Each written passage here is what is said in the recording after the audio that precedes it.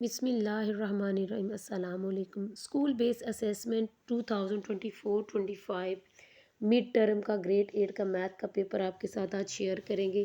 तो सबसे पहला एमसीक्यूज़ है, ज़रबी सिलसिले की शनाख्त करें। इसका आंसर ए पे लगाएंगे।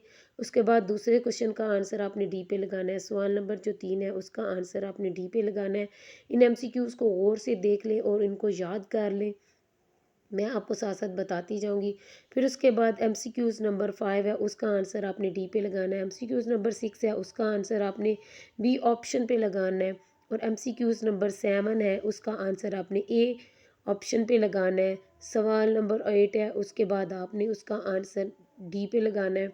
उसके बाद सवाल नंबर जो 9 है उसका आंसर आपने बी ऑप्शन पे लगाना है। जो लास्ट वाला है उसका आंसर आपने सी पे लगाना है।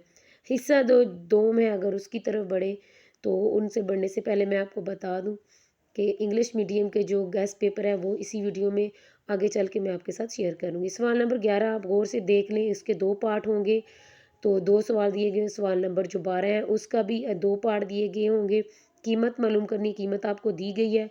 और उसके बाद जो दूसरा क्वेश्चन है वो भी आपको x is equal 2y5 minus divided 4 है। तो ये आपने सब्जेक्ट उसको बनाना है। फिर उसके बाद जो सवाल नंबर 13 है उसके भी दो क्वेश्चन आपको दिए गए हैं। तो इनके सॉल्यूशन भी आपको मैं आगे चल के बताऊंगी। तो वर्जन 2 की तरफ बढ़ते हैं। सेकंड सेकंड पेपर के अब आपको हम एमसीक्यूज बताते हैं। ये मैं आपको निशान लगा देती हूँ, आपने सेम एज इट ही याद कर लेने हैं। सेम वही जो हमने उर्दू के लगाए थे गेस्ट पेपर के, आपने इस तरह इनको लगा लेना है और साथ साथ याद कर लेना है एमसीक्यूज़ को।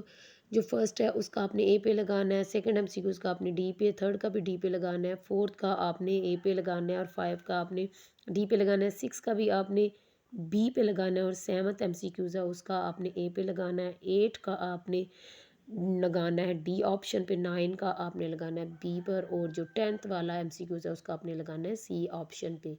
उसके बाद जो सब्जेक्टिव पार्ट है उनकी तरफ बढ़ेंगे तो 11 क्वेश्चन आपको नज़र आ रहा होगा। आपने हर क्वेश्चन के आपको दो दो पार्ट नज़र आ रहे हैं। जो 11 क्वेश्चन है उसका फर्स्ट क्वेश्चन है, if the general term of the geometric sequence, तो ये आपको दिया हुआ है, आपने इसको फाइंड आउट करना है फर्स्ट फोर टर्म्स में।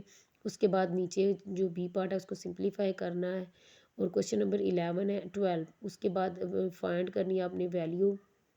उसके बाद 12 का बी पार्ट है वो भी आपके सामने नज़र आ रहा है, आपने उसको सब्जेक्ट में चेंज करना है, वाई को सब्जेक्ट में चेंज करना है। फिर उसके बाद क्वेश्चन नंबर 13 है वो आपको नीचे दिया गया और आपने उसका सोल्यूशन फाइंड करना है एलिमिनेशन मेथड के ज़रिए। फिर और लास्ट वाले क्वेश्चन में आपने शफ़ी की प्रेजेंट एज मालूम करना।